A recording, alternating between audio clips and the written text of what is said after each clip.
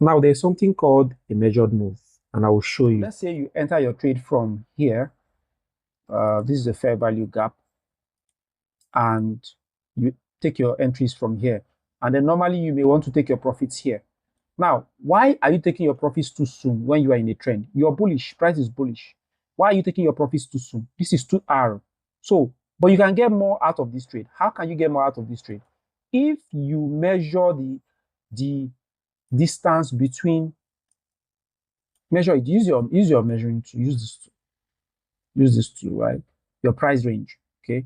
Use the price range. Measure between the high, where the pullback started, to the low of the pullback, right? Now, take that to price. We usually travel, we usually rally the same height, 100% of the pullback leg.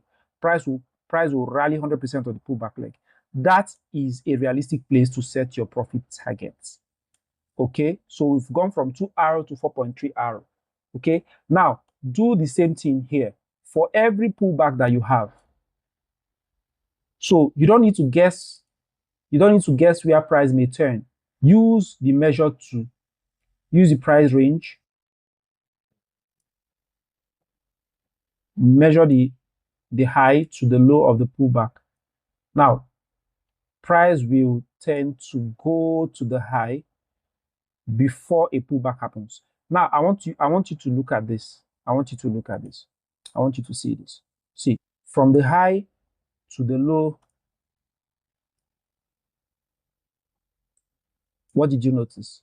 Soon as price touches the exact 100% of the pullback leg, what did you notice? You see is a little pullback, right? A short pullback.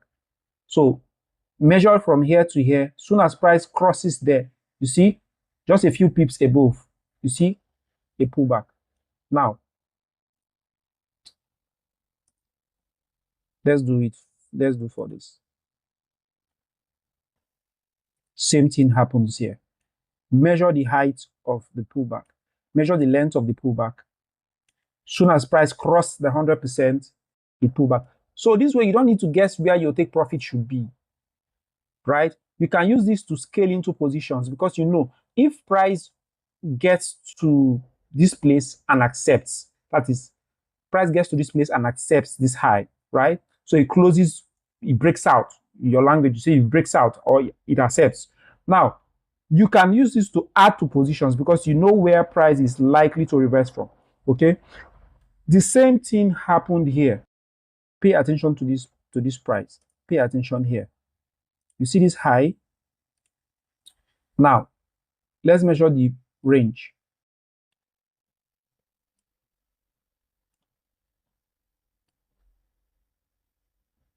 You see? Yeah, sometimes price can go higher than the range, but usually about 80 to 90% of the time, it is likely to reverse after reaching this range, either at the range or slightly above it, right? So let's look at this.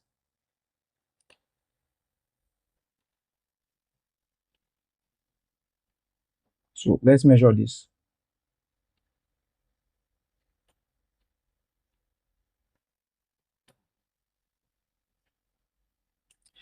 Now we can expect gold to get to here. But let me point out something really quick right now. When you see that price does not extend to the 100% of the pullback and something like this happens, it indicates it indicates that the trend is about to change. It usually indicates a weak trend, right?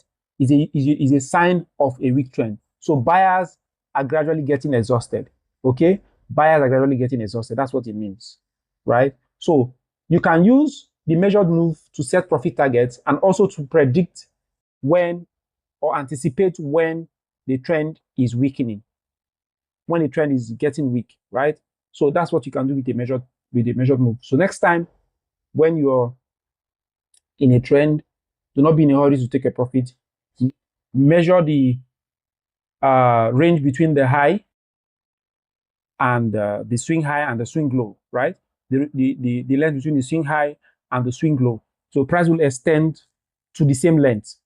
Price will extend to the same distance.